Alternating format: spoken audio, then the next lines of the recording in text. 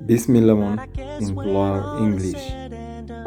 You're welcome in Pulaar English. Where do you live? Holto koɗɗa? I live in the United States. Kodmi ko États-Unis. Do you live with your family? Kodduɗa ko e famima? Yes, I live with my parents and my two brothers. Eyi, koddumi ko e jinnaaɓe am e bandiraaɓe am worɓe ɗiɗo.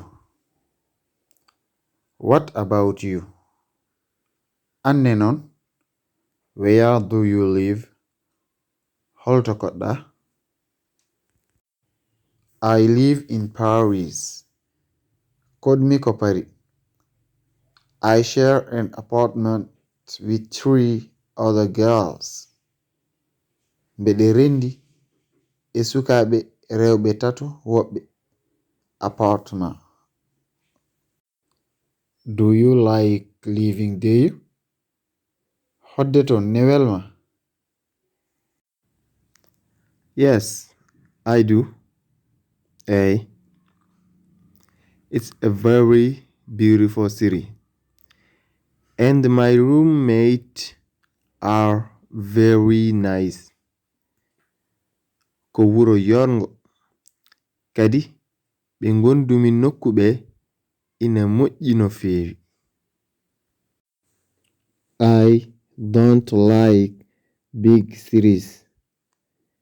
Gure mawɗe ɗe belani mi. I prefer living in the country.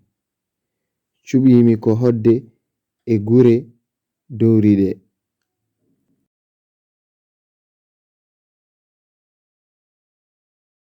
Bismillah mon in Pulaar English. You're welcome in Pulaar English.